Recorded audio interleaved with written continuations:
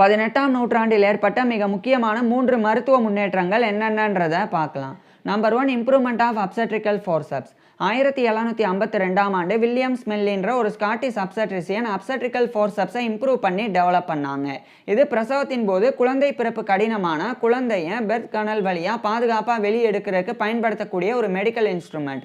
இந்த அப்சட்ரிக்கல் forceps develop பண்ணப்படுறதுக்கு முன்னாடி பிரசவத்தின் போது ஒரு தாயினால் குழந்தைய புஷ் பண்ண முடியலனாலோ அல்லது வேறு சிக்கல்கள்னால குழந்தைய வேகமாக வெளியே எடுக்கணும் அப்படின்ற நிலை ஏற்பட்டாலோ அப்சட்ரிக்கல் ஃபோர்செப்ஸ் இல்லாதனால தாயோ குழந்தையோ அல்லது இருவருமோ உயிரிழக்கக்கூடிய நிலை ஏற்பட்டது.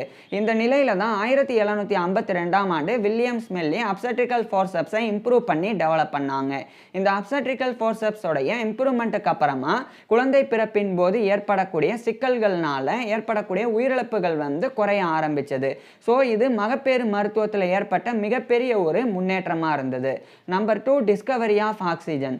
1770களில் கார்ல் வில்ஹெல்ம் சீல் அப்படின்ற ஒரு ஜெர்மன் ஸ்வீடிஷ் பார்மசூட்டிக்கல் கெமிஸ்டும் ஜோசப் பிரீஸ்லி அப்படின்ற ஒரு இங்கிலீஷ் கெமிஸ்டும் தனித்தனியாக ஆக்சிஜனை கண்டறிஞ்சாங்க.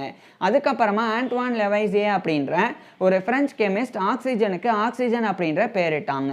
அது மட்டும் இல்லாமல் மனித உடலில் ஆக்சிஜனுடைய பங்களிப்பு என்ன அப்படின்ற விளக்கத்தையும் கொடுத்தாங்க.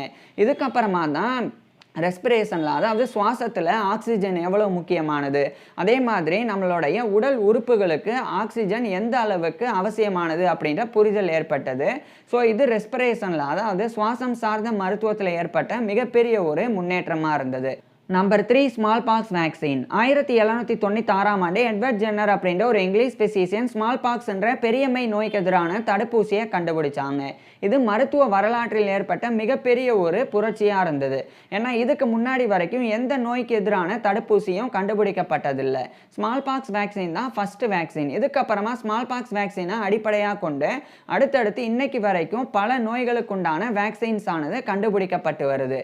ஸ்மால் பாக்ஸ் வேக்சின் 1796ஆம் ஆண்டு கண்டுபிடிக்கப்பட்டு 1980ஆம் ஆண்டு ஸ்மால் பாக்ஸ் அப்படின்ற இந்த பெரியம்மை நோயானது இந்த உலகத்திலிருந்து முழுமையாக துடை தெரியப்பட்டது.